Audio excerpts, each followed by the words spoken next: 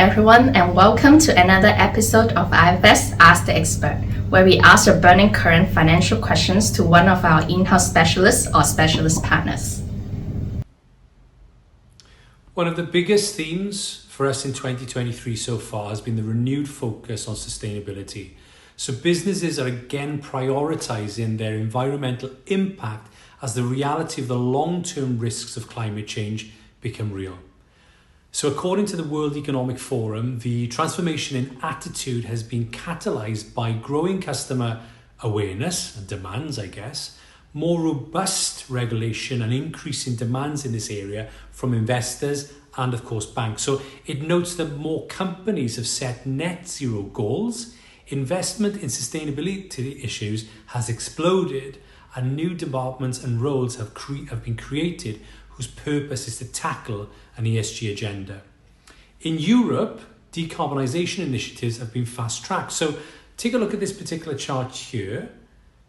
Here we see EU carbon credits have reached record highs this quarter of more than €100 a tonne, as companies seek to avoid the higher cost of carbon allowances and the corresponding impact this has on profitability. Now remember, regulations in the EU oblige companies operating in gas, coal or industrial manufacturing to buy carbon credits, with one carbon credit allowing the company to emit 1 tonne of carbon. So this is really important. And look, to reflect the growing recognition of the importance within the EU carbon allowance market and the seasonality, we've added additional tactical exposure in carbon credits to the New Horizon strategy. So this was done at the start of the year, and this is ahead of the April deadline for companies to secure their allowances which they need to surrender, which in the past has resulted in significant last-minute buy-ins. So this is a catalyst.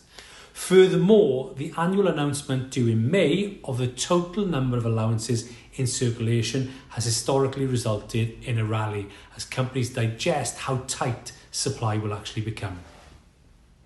Other changes in the strategy over the quarter. So we added further US high dividend exposure to the strategies in January. Earnings revisions and relative valuations suggest there is further to go in the recovery of these shares with value characteristics. Of course, this was hit by the banking crisis, but look, these types of companies are now well placed, even in the event of challenging economic environments. Portfolio switches or strategy switches. In emerging markets, some of the exposure in India was switched to China, with Indian equity valuation metrics started to drop from elevated levels. The opening up of China following its latest COVID lockdowns has progressed quicker than expected, and this seems to be a pivot in government policy which has softened regulation and increased market support. And this is seen as a boost for GDP growth, leading to a decline, of course, in risk. With inflation expectations subsiding, some inflation linking has been removed from the bond exposure, and after the market rally in January, sensibly, cash levels in the strategies were increased but partially redeployed over the past couple of weeks in areas such as the FTSE 250 and in global thematic technology, including companies involved in the sustainability or the sustainable future in the food supply.